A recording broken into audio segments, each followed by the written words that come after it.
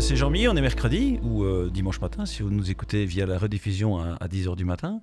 Oui, c'est l'interview, on continue sur notre lancée, puisqu'on se plaît bien, on continue. Aujourd'hui, j'ai Philippe Conter en face de moi. Philippe, bonjour. Bonjour. Alors Philippe, je pense qu'il y a quand même sur les milliers d'auditeurs qui nous écoutent ce matin... Au moins 3 qui me connaissent. Au moins 3 qui ne te connaissent pas.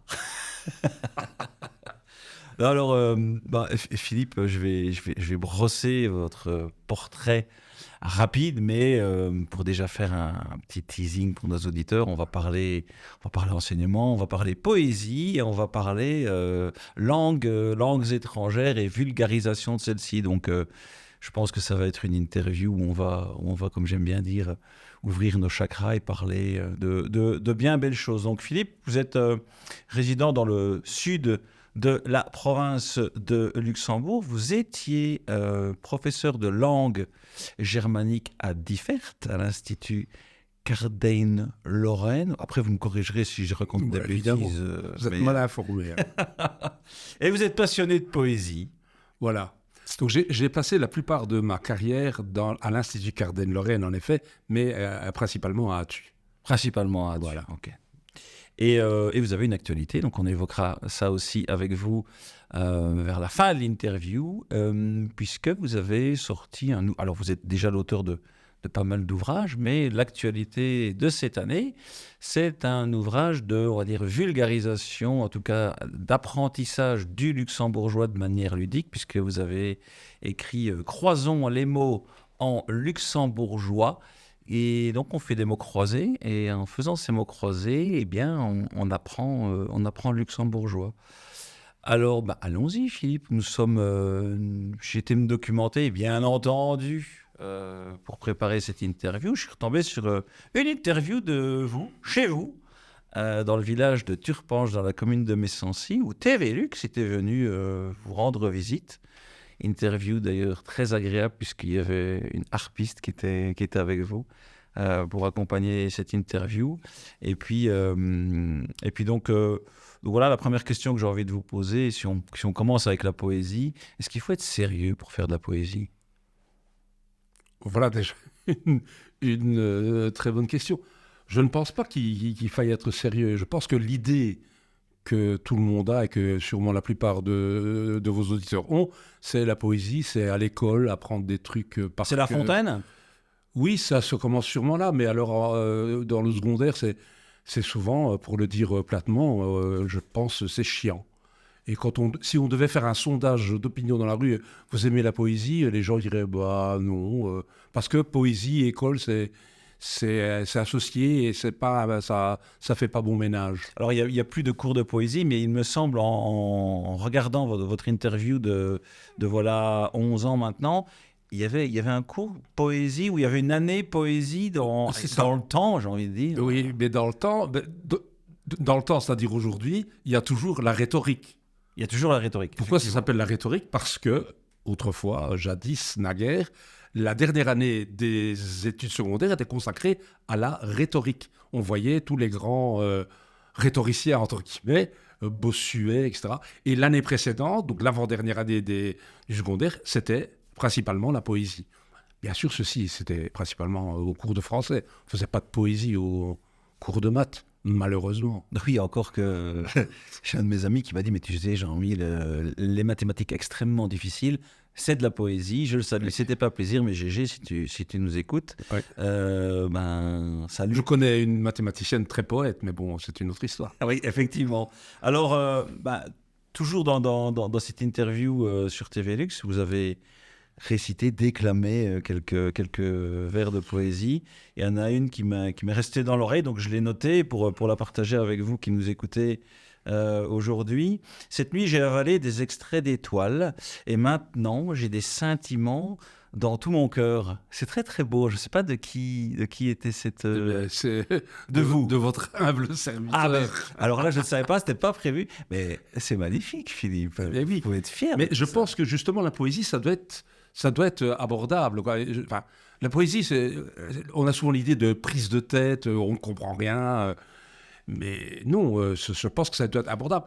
Et puis d'un autre côté, parfois quand on ne comprend rien, on peut quand même trouver que c'est très très beau. Par exemple, le bateau ivre de Rimbaud, je ne comprends rien, ou pas grand-chose, mais je le connais par cœur. Il y a 25 strophes de 4 alexandrins chaque fois. Oui. Je le connais par cœur. Je ne le comprends pas, mais je trouve que c'est très beau. Ça me fait penser, on a reçu, voici quelques semaines maintenant, Vivian Goffet, qui est réalisateur de films natifs de Gaume. Et à la fin de chaque interview, je demande à l'invité ou aux invités qui me donnent leur choix musical. Il avait choisi, alors il faut que je me remette dans ma mémoire, c'était Léo Ferré, c'était La mémoire et la mer, peut-être. Voilà, oui. Et j'étais l'écouter, je ne la connaissais pas. Et c'est vrai que je n'ai pas compris. C'est très beau. Mais au final, je me dis, c'est un peu comme certains films de David Lynch où à la fin du film, on se dit, c'était bien, j'ai passé un bon moment, mais il y a cet aspect un peu c'est peut-être un peu magique aussi de la poésie, peut-être. Oui, et Léo Ferré est typique aussi dans le genre, je ne comprends pas très bien. Alors, à l'adolescence, donc j'ai appris un texte de Léo Ferré par cœur qui s'appelle La solitude.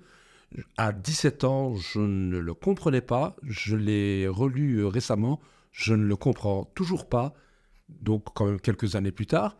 Mais je trouve que c'est toujours très beau et je le connais toujours par cœur. On a commencé avec la poésie, on était en plein dedans et je propose qu'on fasse une transition vers le deuxième sujet, mais en revenant encore une dernière fois, peut-être pas en fait, on verra si on revient à la poésie après, mais je pense que si je vous dis Eugène Gulevic, que c'est quelqu'un qui vous parle, c'est un mentor, c'est un modèle, c'est quelqu'un qui a compté pour vous, pour après faire vos textes de poésie. Guillevic, c'est... Oui, en fait, je vais très souvent en ressourcement à l'abbaye d'Orval. Et à l'abbaye d'Orval, il y a le frère Bernard Joseph qui est, à part être moine, il est fan de poésie et surtout fan de Guillevic. Et c'est lui qui m'a fait découvrir Guillevic. Et j'imaginais justement, avant de venir à cette émission, que si toutes les publicités qu'on entend était remplacé par un petit bout de poésie, je pense que par ces temps de pluie, de grisaille, ça égayerait la vie des gens. Par exemple, le matin, vous écouteriez juste avant 9h ceci. Le matin, t'es donné, ne le prends pas comme un dû. Voilà, c'est très court, c'est parlant, c'est Guillevic. D'accord. J'avais été chercher quelque chose qu'il avait dit aussi. Iris, vous me désespérez, mais je vivrai comme vivent les hommes qui essayent eux aussi de fleurir. J'ai trouvé que c'était très beau. Si on passait au bloc 2 de cette interview, la deuxième partie, et pour faire une transition, on va aller vers l'enseignement, puisque vous êtes retraité de l'enseignement, ancien professeur de langue germanique. Là, cet amour de la poésie vous a aidé dans votre parcours d'enseignant ou peut-être en fond, en filigrane. Je pense que l'amour de la poésie est venu avec l'âge. Même si j'aimais déjà, comme tout le monde, probablement étudier des fables de La Fontaine, où j'étais aussi étonné par certaines choses. À l'université, j'avais un professeur de néerlandais qui étudiait Federico García Lorca dans le texte original en espagnol et qui nous expliquait ça en néerlandais. C'est celui qui a fait la quête que Jacques Brel avait repris, non? Ou je me trompe? Telle est ma quête, suivre l'étoile, peu m'importe mes chances. Oui, non, peut-être que je sais pas. Ici, c'est un poète espagnol de l'époque 1936, là, avec la guerre, etc. Donc voilà. Mais non, la poésie, c'est avec l'âge et la sagesse que je m'y suis mis, quoi. Donc en fait, en fait, comme pas mal... Oui, on est en train encore de reparler de poésie, mais donc, dans mon enseignement, ça n'a pas joué beaucoup. Si ce n'est le fait que c'est être devant un public. Et donc, par exemple, j'ai récité des poèmes en public. J'avais quand même l'expérience. Donc, il y avait pas... Je pense que les fables de La Fontaine, pour revenir à lui, doivent être traduites dans toutes les langues peut-être du monde. Oui. Mais c'était pas un outil pour se dire non, je vais... Au niveau poétique, je me suis servi de certaines chansons, bien sûr. Alors, c'était aussi une de mes questions, puisqu'on est dans l'enseignement, mais si il y a l'apprentissage de la musique, je ne sais pas s'il y a toujours les cours de flûte à bec d'ailleurs, mais... Apparemment, oui. Elles sont toujours là, ok. Et en réfléchissant à cette interview, j'avais noté, quid musique? Est-ce que la musique d'aujourd'hui quelque part, et de la poésie. Et pourquoi j'ai pensé à cette question? C'est parce qu'on a reçu aussi récemment Dario Castellaneta, qui est toujours d'ailleurs le chanteur ou un des deux chanteurs du groupe de métal Dogmeat, et il touchait aussi le métal comme étant quelque chose de poétique. On a parlé que les mathématiques, on peut les trouver poétiques, la musique, on peut la trouver poétique aussi. Le rap d'aujourd'hui, c'est la musique poétique de ce moment. Bon, Question difficile. non, j'ai un peu du mal à y trouver de la poésie. Maintenant, je vais sûrement avoir plusieurs auditeurs qui vont me dire, mais non, voilà. Je pense qu'au contraire, enfin, pas au contraire, mais aujourd'hui, dans la chanson française, il y a de très très grands poètes, quoi. Je pense à Dominique A, je pense à Bertrand Belin, je pense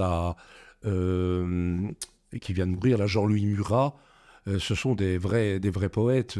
Ils font de la chanson, mais c'est Hubert Félix Thieffen, c'est de la poésie en chanson, ça c'est clair. Maintenant, au niveau du rap, il y a des gens il y a un monsieur qui est sur YouTube, qui est en costard cravate, avec une pipe et tout, et puis qui commence à réciter des textes de rap. Oui. Et il a des vues, des milliers, je me pense des millions de vues.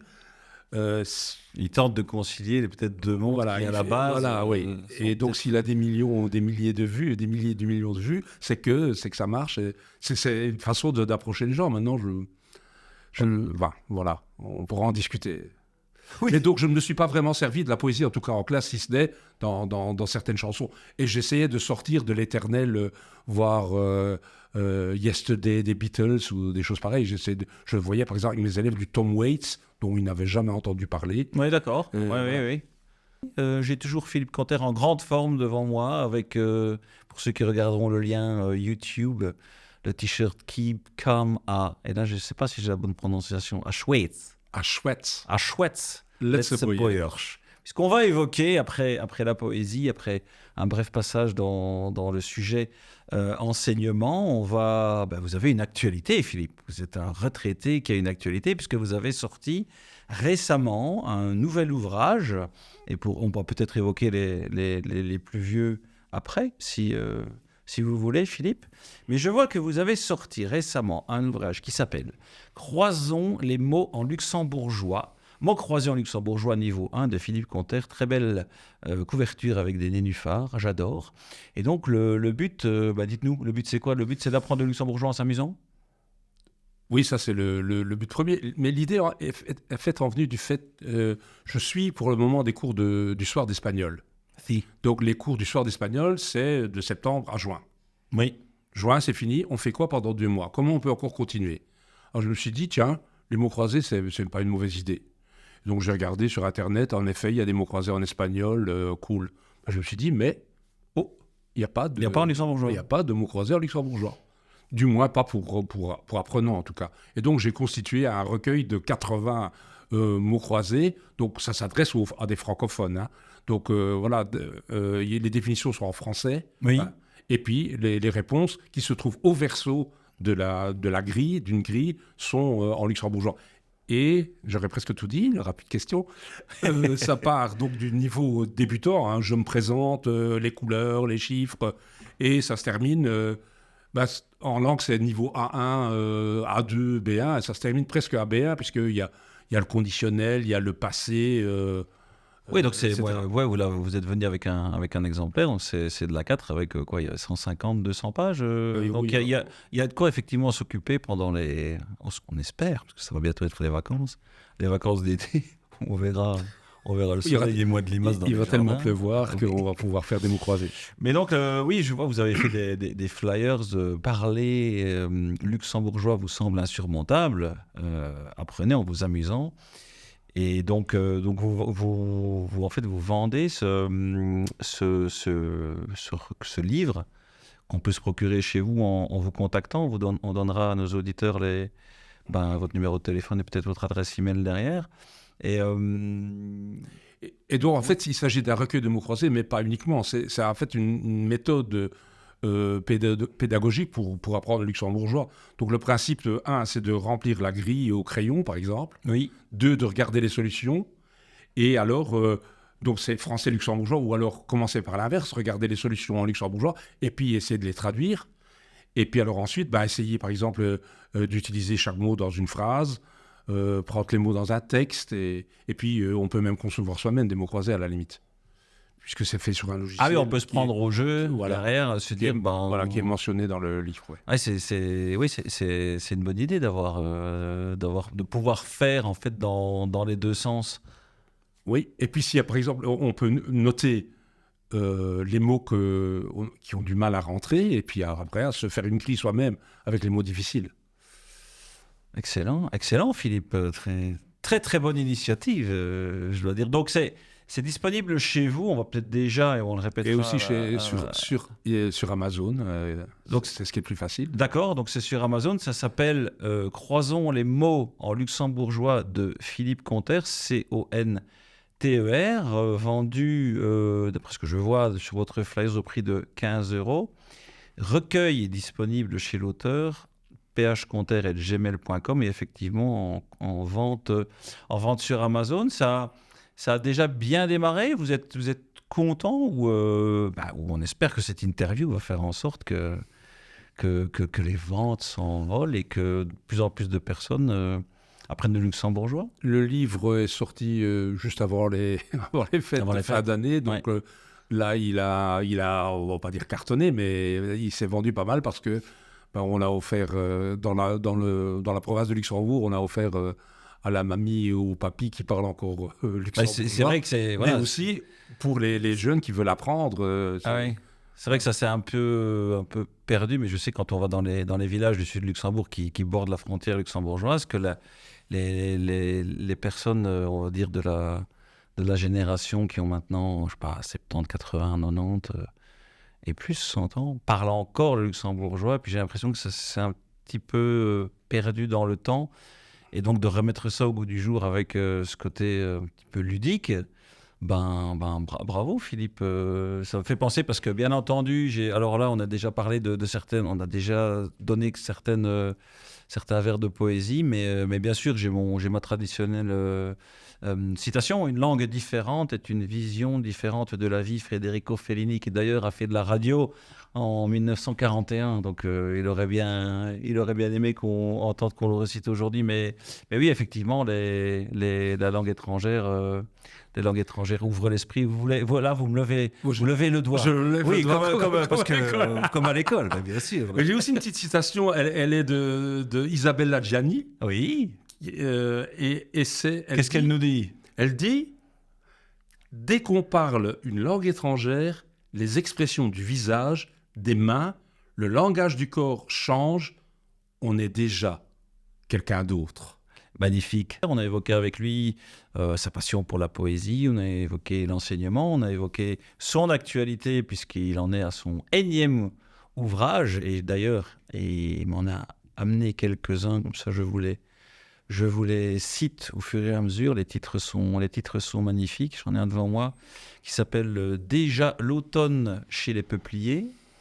Le deuxième dans l'ordre chronologique de mes mains, c'est Philippe Conter, « Si tu crois que c'est facile de voler les ailes couvertes de neige ». C'est peut-être un petit peu difficile de décoller, on peut en discuter. Et ensuite, le dernier que j'ai, qui s'appelle « Les personnages font du yoga ». Philippe, on arrive tout doucement à la fin de cette interview, et je vois que vous êtes venu avec certains recueils. Si vous deviez nous lire quelque chose, ou peut-être le réciter de mémoire, vous choisiriez quoi? Vous avez quelque chose qui vous vient en tête?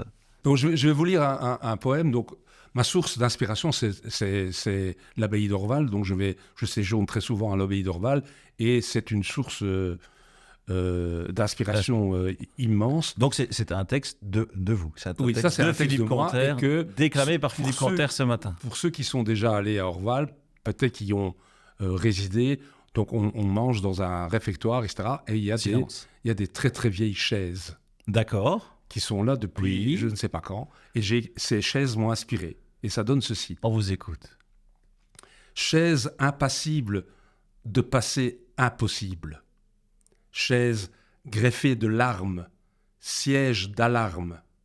chaise enneigée d'antan, brune au temps, chaise cernée de secrets, silence discret, chaise poignée de main, émotion d'humain, chaise aveuglée d'aveux, source de vœux, chaise lissée de musique, sourire unique, chaise usée d'espoir, déclassée au désespoir, chaise déclarée d'ordre pudique.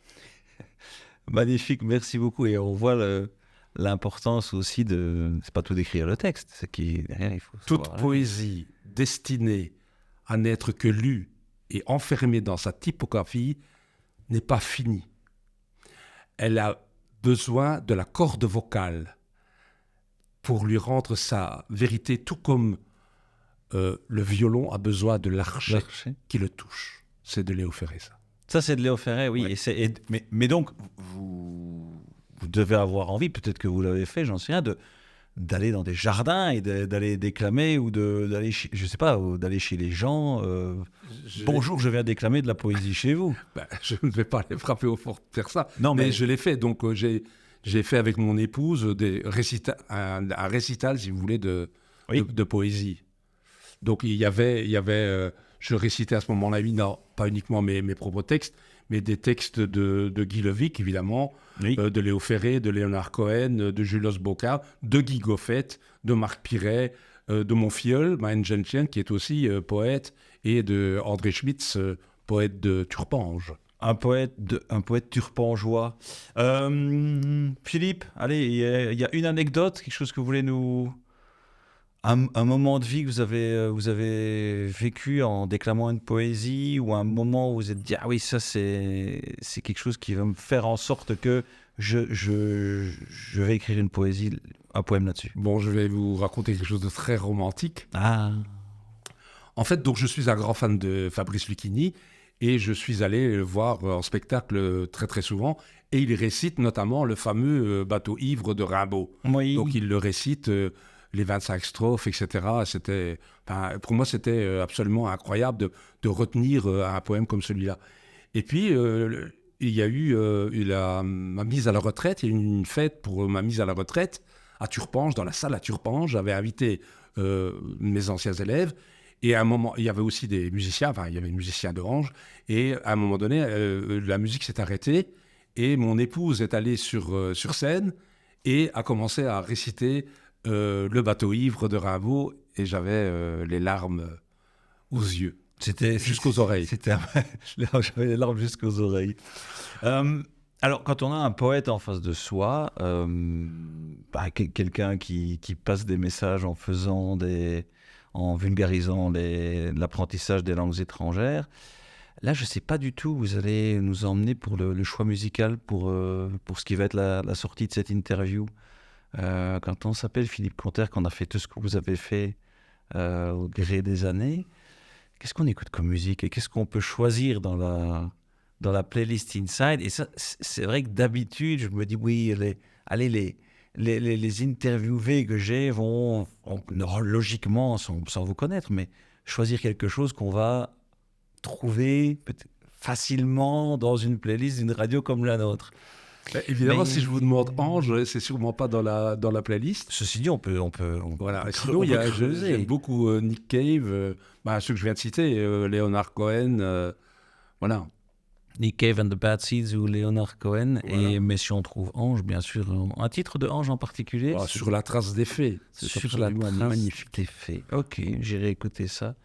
Je ne connais pas. Philippe, c'était un énorme plaisir de vous avoir sur les ondes d'Inside Radio aujourd'hui. Si vous n'avez plus rien à ajouter pour votre défense, on en reste là. Et on vous souhaite longue vie avec votre projet actuel, et je suis certain qu'il y en aura d'autres qui vont arriver. Le tome 2 est en préparation. Le tome 2 est déjà en préparation. C'est magnifique, voilà. Et puis voilà, mais retournez dans les jardins, déclamer de la poésie, c'est une chose bien. Voilà, c'est terminé. On se retrouve la semaine prochaine pour une nouvelle interview. On va aussi tout doucement s'en aller pendant les vacances d'été, pour revenir en force au mois de septembre. Je salue mes collègues, je salue Mario qui nous aide toutes les semaines pour monter l'audio et la vidéo derrière. Mais aussi un petit coucou à mon cher Stivo qui s'occupe du morning les samedis et dimanches. Coucou à Sylvain qui s'occupe de vous, qui prend soin de vous les matins. Il y a JM l'après-midi. Bien entendu, vous savez que je vais le dire, mais je le dis encore une fois. Quoi que vous fassiez, faites-le bien. À la semaine prochaine. Ciao.